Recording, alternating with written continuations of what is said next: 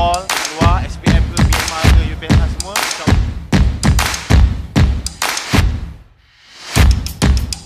Ungkap pada cerita yang macam tu. Cerita ketiga adalah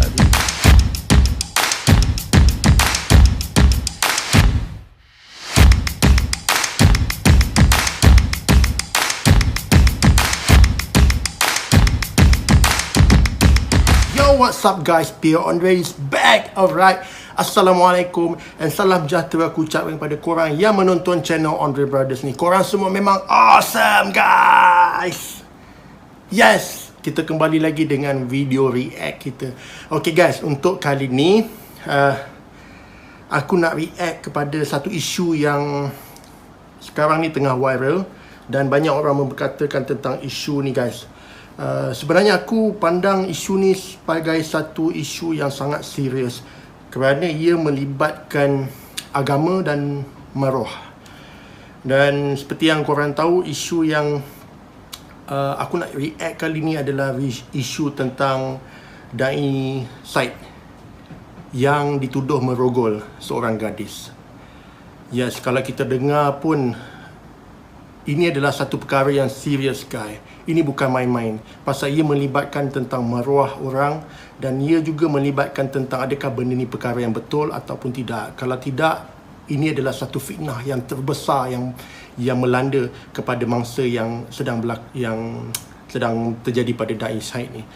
So untuk isu kali ni guys, kita tak boleh jatuh hukum kepada mana-mana pihak sebab benda ni masih lagi dalam siasatan polis dan apa yang kita boleh buat sekarang, kita perlu berlaku adil dan kita perlu berfikir dengan lebih rasional dan kita jangan terus melulu menjatuh hukum atas mana-mana pihak sebab kita tak tahu mana kebenaran dia. Tapi untuk kali ni, sebelum kita kupas isu ni, sebelum kita react lagi isu ni, aku nak react satu video daripada Kepengs tentang isu yang sedang viral melanda negara kita ni guys. So yes, tanpa melengah masa lagi, jom kita react dulu apa yang diperkatakan oleh Kepengs. So, korang dah sedia? Jom, bismillahirrahmanirrahim. Okay, Assalamualaikum. Video kali ni lain sikit. Aku nak cakap benda yang sangat penting. Baru-baru ni viral, gadis dakwa Dai Said rogol kawan dia and bawa kawan dia pergi rumah. Aku nak beritahu korang something dan aku rasa memang aku kena beritahu benda ni. Actually aku dah tahu lama dah kes ni. Sebelum benda ni viral lagi, okay? Aku pernah jumpa Dai Said. Dai Said pernah DM aku dan WhatsApp aku, ajak jumpa, lepak dengan dia apa semua. Lepas tu, sebulan lepas tu, iaitu bulan 1 tahun ni, perempuan DM aku. Perempuan ni adalah follower aku juga. Dia DM aku, dia cakap, you pernah jumpa Dai Said ni hari tu. I nak beritahu sikit ni pasal Dai Said. And dia macam ada something dia nak beritahu aku. Aku tak tahu, aku rasa macam nak tahu apa benda kan. So aku cakap, okay jom WhatsApp. Dia pun explain apa yang terjadi antara dia dengan Dai. So dia cerita daripada awal. Apa yang dia cerita tu sama dengan apa yang viral dekat Twitter itu. Dia cakap Dai Said ajak dia jumpa sebab nak recruit dia as a dropship. Sebab time tu Dai Said ada jual produk skincare, okay. So Dai Said ajak dia jumpa untuk coaching dia, untuk jadi dropship. Tapi tengah malam, itu yang pelik coaching pasal bisnes apa semua. Tengok Dai Said bawa dia pergi rumah. Last sekali terjadilah something bad.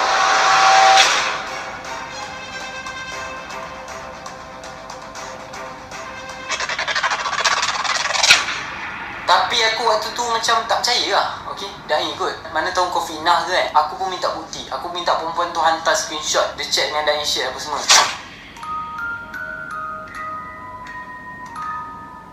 And ada juga voice daripada Dai Said. Dai Said ada voice dia, korang boleh dengar sendiri. Okay. Saya dua ni tengok buat laju kereta. Gila laju guys. Abang ni betul ke tak betul ni? Saya dah on the way ni. Cepatlah reply. Saya ni tak habis lagi tu. Biar saya lah. Kepada fan-fan Dai Said, korang boleh dengar sendiri kan. Itu memang suara Dai Said. Aku jumpa dia depan kot. Aku tahu lah itu memang suara dia. Tapi aku still macam tak percaya lagi. So aku cakap, okay, kalau betul apa yang kau cakap ni betul, screenshot nombor yang tengah WhatsApp kau tu. Sebab aku ada nombor Dai Said. Tapi Dai Said pernah WhatsApp aku ada nombor betul dia. So perempuan tu screenshot yang bagi aku, dan aku terkejut gila. Nombor tu dari depan sampai belakang memang sama. Itu memang nombor Dai Said.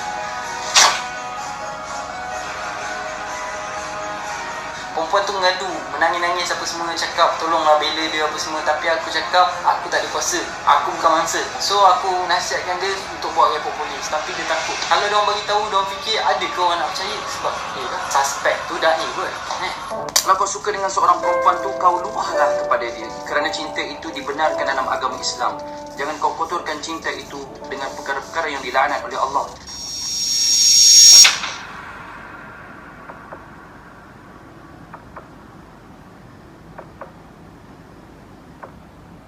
Yang buat aku trigger gila bila akak aku sendiri mengaku yang akak aku pernah kena DM dengan Dain Syed. Aku pun risau lah kan. Aku suruh dia screenshot lah apa yang Dain Syed DM dia. Okey, ni sebenarnya Syed ni kena DM akak. Okey, so ini memang akaun dia lah. Masa tahun lepas, 28 Disember. Oh thank you, power lah. Ajar lah. Kalau ajar pun pasal marketing jual produk. Bila nak belajar ni serius. Tak tahu nak ajar apa. Start nak belajar marketing lah. Salah orang lah nak belajar marketing Syed. Okay, so basically Syed DM akak aku, dia nak belajar marketing lah akak aku. So lepas tu dia ajak jumpa. Lepas tu dia teruskan game dia. Dia terus push akak aku. Dia nak jumpa juga.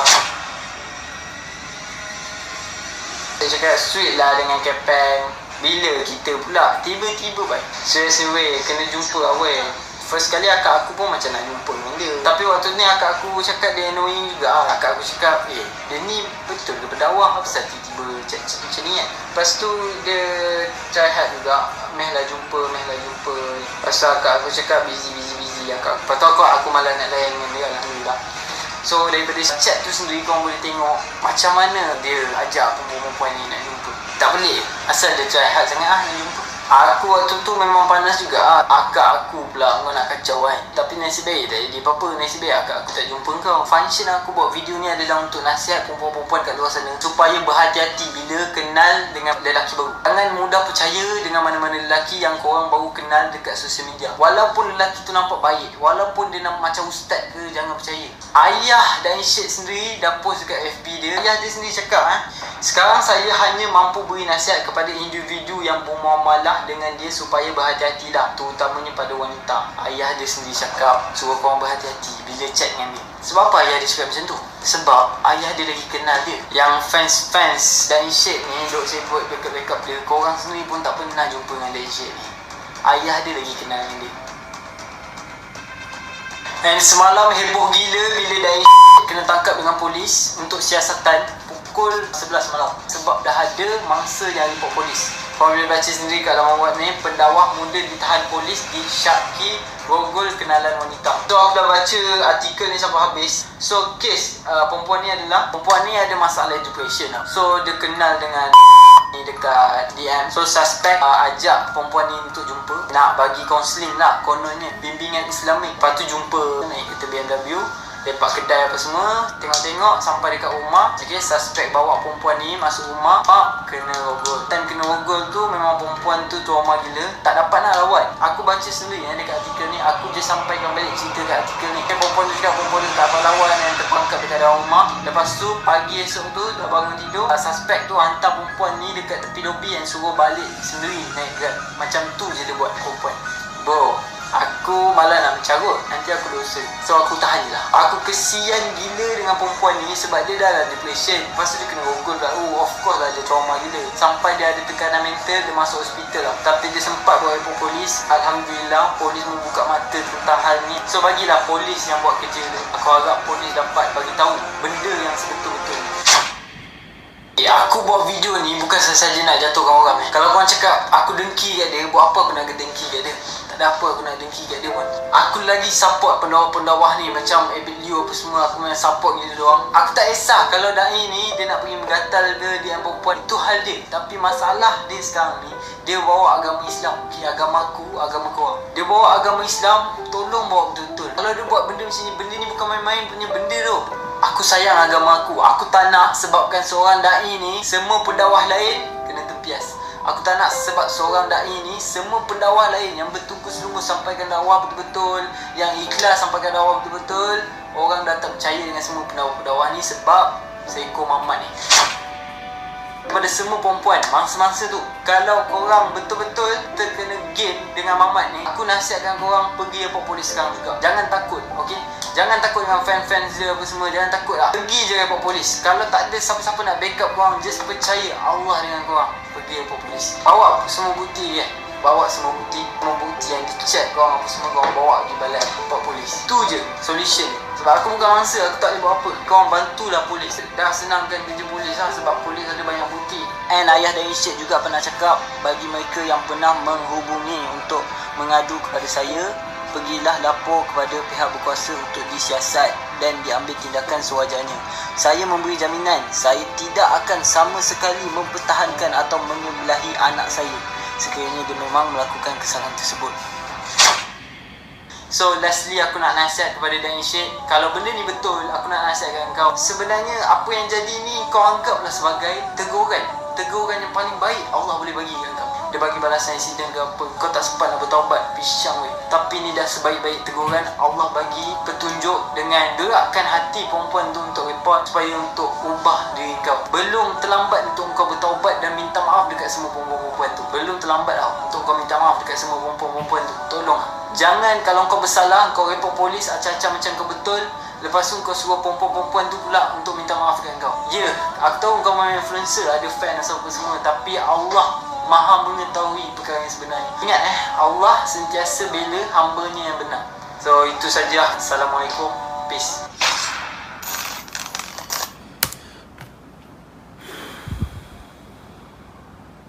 Wow.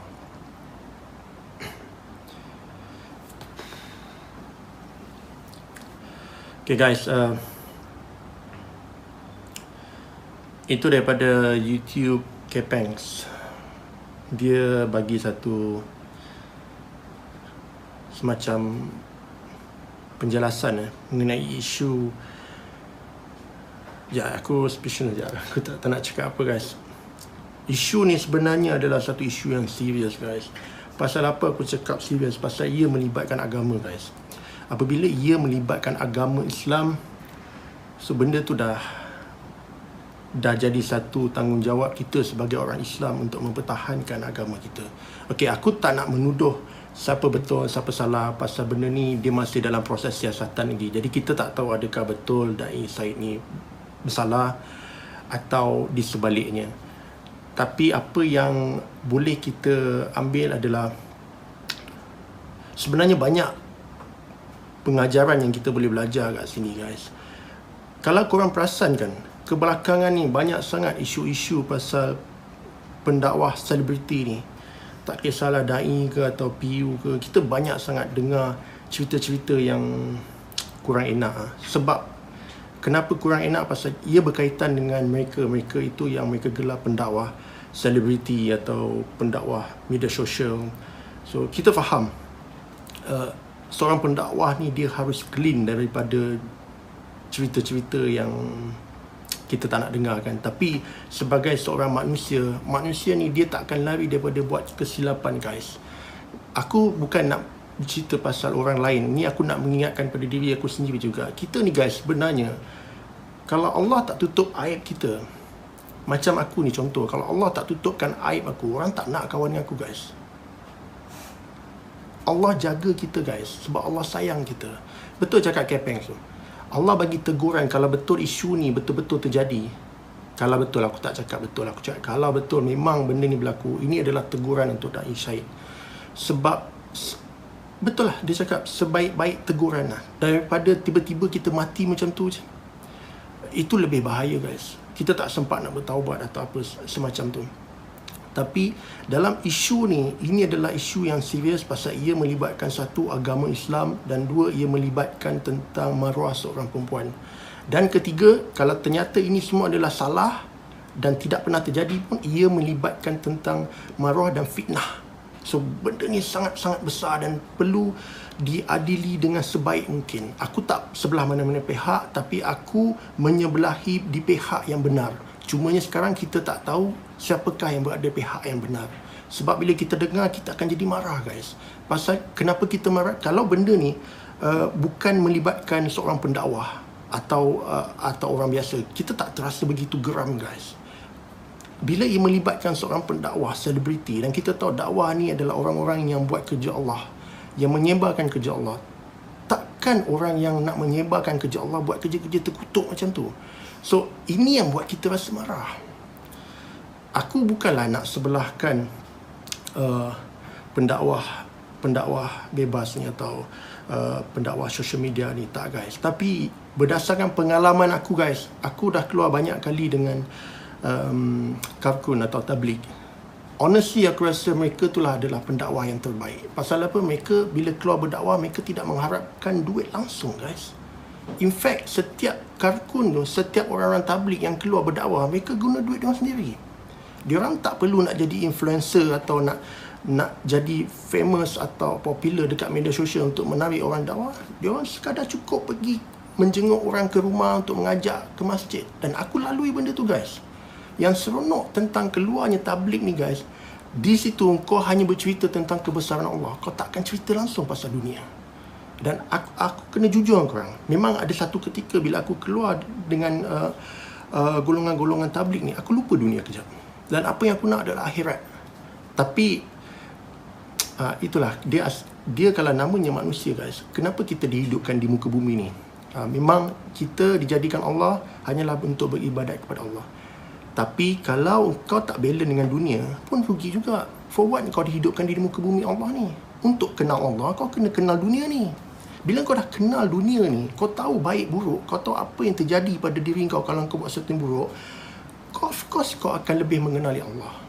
So berbalik-balik pada isu Da'i Said ni guys, ini sesuatu yang sangat serius yang aku rasa orang kena ambil prihatin. Kalau asal namanya lelaki, bukan lelaki, asal namanya manusia, memang tak lekang daripada buat kesilapan. Cuma yang aku kurang setuju ni guys, aku rasa adalah lebih baik kalau benda ni berlaku, selepas ni tolonglah mana-mana program TV, kalau ada program seumpama dakwah macam tu, jangan benarkan mereka guna nama, tak kisahlah PU ke, da'i ke, pasal kita tak tahu adakah mereka ni betul-betul layak atau tidak. Kalau betul-betul nak, kau pergi jadi ustaz. Sebab dia ada saluran yang betul untuk kau jadi ustaz, baru kau dapat tahu ustaz tu.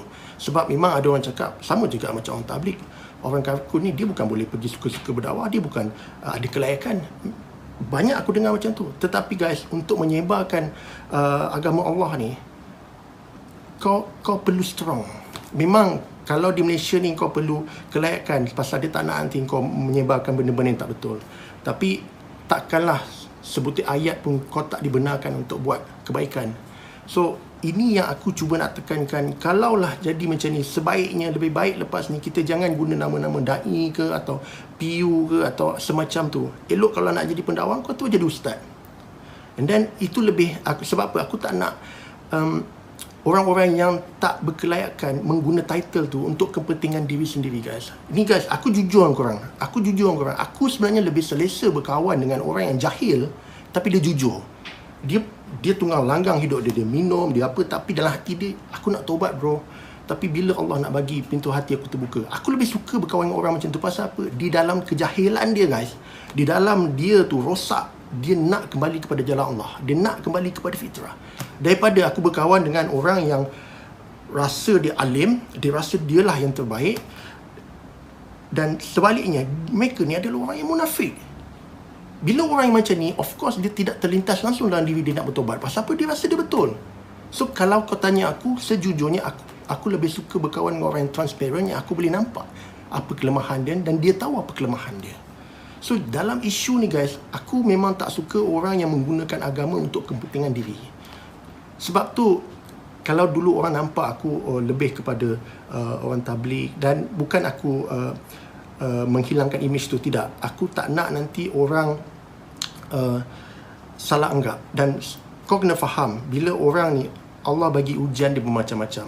Kadang-kadang dalam solat kita pun Allah bagi ujian. Pasal apa? Bila kita solat, kita akan ada rasa riak. Itu pun dah salah guys. Itu pun dah salah. Jadi aku tak nak bila aku bawa agama ni, nanti lama-kelamaan aku ada rasa macam aku dah start riak. Akulah yang terbaik. Akulah yang terbaik. Ini aku tak nak guys. So sebaiknya kau jadilah manusia yang baik dengan manusia dan manusia yang taat pada Allah. Kau buat benda yang wajib. Itu pada aku dah cukup. Kau solat 5 waktu, kau bayar zakat, kau berpuasa. Dan aku ingat ada satu hadis, ada satu hamba Allah ni datang menjumpa dengan Rasulullah. Dia tanya dengan baginda Rasulullah, apa yang dia perlu buat kalau dia jadi seorang Islam? So, untuk jadi seorang Muslim, dia kena bersolat, kata Rasulullah. Dia kena menunaikan zakat, dia kena berpuasa dan semacam itulah yang benda yang wajib. Dan lelaki ni cakap dia akan buat, dia takkan lebih, dia takkan kurangkan pun. Kalau itulah apa yang dia kena buat. Dan apabila lelaki ni beredar, Rasulullah cakap dengan para sahabat, demi Allah, kalau lelaki tu buat apa yang dia cakap, dia adalah termasuk golongan orang yang ahli syurga. Simple guys, simple. Yang paling penting kau berbuat baik kepada manusia. Sebab manusia ni kita belum tentu dia ada sifat pemaaf. Tapi Allah guys, dia sifat pemaaf dia luar biasa. Sifat penyayang dia luar biasa. Kita ni, kau tak payah cerita pasal kita orang Islam. Bila bercerita tentang orang kafir guys, orang yang menentang Allah, nampak terang dan jelas, tapi Allah bagi dia makan lagi, Allah bagi dia nikmat kehidupan lagi. Padahal dia penentang Allah, Allah tetap sayangkan dia. Sebab kalau Allah tak sayang dia, dah lama dah Allah tarik rezeki dia. Ini kan kita hamba Allah yang beragama Islam, yang mengikut apa yang kehendak Allah. Itu Masya Allah guys, itu lebih luar biasa. So aku kalau nak cerita pasal, okay guys, aku ada satu cerita yang aku nak share dengan korang. Korang nampak belakang ni, anugerah ni. Ni satu-satunya anugerah yang aku pernah menang. Ini satu je guys, satu-satunya anugerah yang aku berjaya menang. Okay, ini cerita, ni ada cerita dia. Waktu aku keluar dengan golongan tabligh, dengan geng-geng tabligh ni lah, diorang banyak ajarkan aku amalan-amalan yang bagus untuk kita amalkan. Dan ada seorang sahabat ni, dia share dengan aku satu amalan. Pierre, kalau kau nak sesuatu, kau amalkan amalan ni. Aku cakap, amalan apa? Dia suruh aku buat solat sunat tasbih. So kau tahu solat sunat tasbih ni macam mana? Kalau tak tahu kau Google. Okay, solat sunat tasbih ni guys, miracle guys. Dia suruh aku buat 11 hari berturut-turut. So aku pun buat. Dia cakap, kalau kau nak sesuatu apa yang kau hajat, kau buat. So aku pun buat. Buat tu pasal aku, okay, mungkin aku nak saja, time tu aku saja nak try betul ke apa yang dimaksudkan tu. Aku pun buat. So di dalam aku melakukan amalan solat sunat tasbih tu guys, aku berhajatkan, ya Allah ya Tuhanku, ya Allah, aku ni dah lama juga dalam industri, tapi aku tak pernah menang pun. Aku terasa teringin sekali je nak menang, nak naik atas pentas tu, nak pegang anugerah itu je ya Allah. So aku hari-hari aku, itu yang aku hajatkan. Sebenarnya aku nak cuba aja. Aku cakap, ya Allah, inilah yang aku nak. Kalau kau tunaikan permintaan aku janji ya Allah, di atas pentas tu aku akan dakwah. So aku buat benda tu setiap hari dan Masya Allah guys, ini sesuatu yang luar biasa yang pernah terjadi pada aku. Beberapa hari sebelum anugerah tu nak dilangsungkan, aku dapat panggilan. Cakap, Assalamualaikum Pierre, kami daripada Anugerah Sprint. So sebenarnya kita nak beritahu yang you sebenarnya telah dicalon dan menang dalam kategori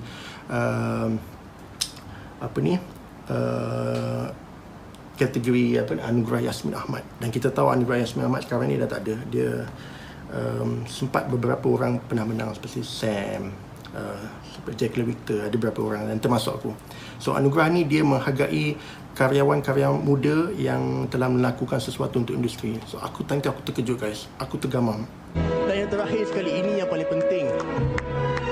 Tujuan saya hari ini, saya datang ke sini, apa yang saya ingin katakan, anugerah yang paling hebat adalah kalimah la ilaha illallah yang Allah berikan pada kita, letak dalam hati kita.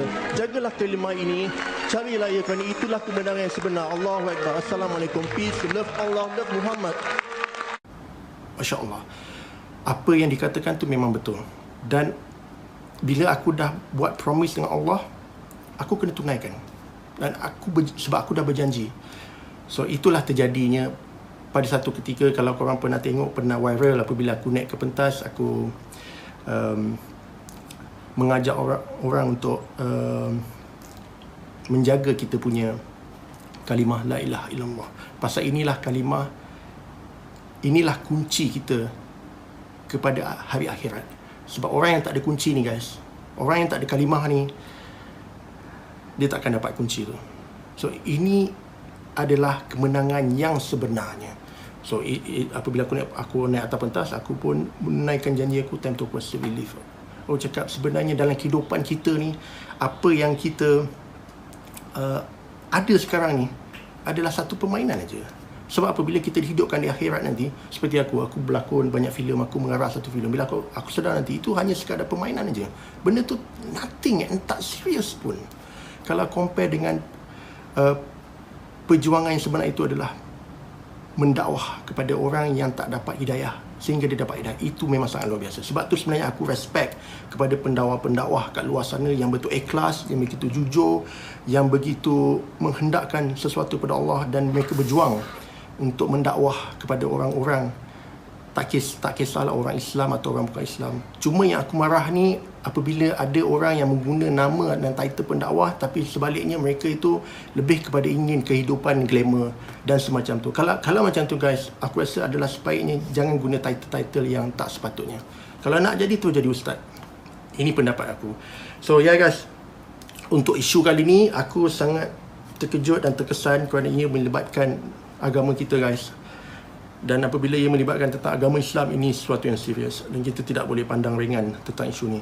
So semoga perkara ini dapat diadili dengan sebaik mungkin. Siapa yang bersalah, kita kena adili dengan sebaiknya lah. Pasal bukan senang nak jatuh hukum guys. Pasal dia memerlukan saksi-saksi guys. Dan kita tak tahu adakah saksi-saksi itu memang betul ada. Dan kita perlu dapatkan bukti-bukti yang sebaiknya. Dan pendek cerita, biar polis jalankan siasatan, itu yang sebaiknya.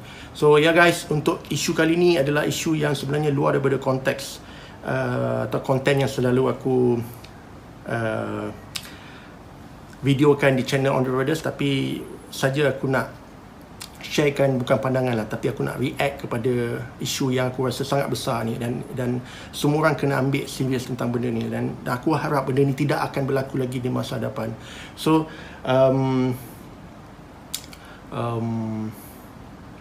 sama-sama kita jaga diri kita guys. Dan paling penting, apabila kita jaga hubungan kita dengan manusia, insyaAllah hubungan kita dengan Allah pun akan menjadi lebih baik. So guys, korang stay safe, jaga diri baik-baik. Kalau tak perlu keluar, jangan keluar. Masalah COVID tak selesai lagi. Dan kita jumpa untuk next video kita, okay? Right, kita jumpa lagi guys. Alright, Assalamualaikum dan salam jatuh kepada korang yang menonton channel On The Brothers. Korang semua memang awesome guys. Bye.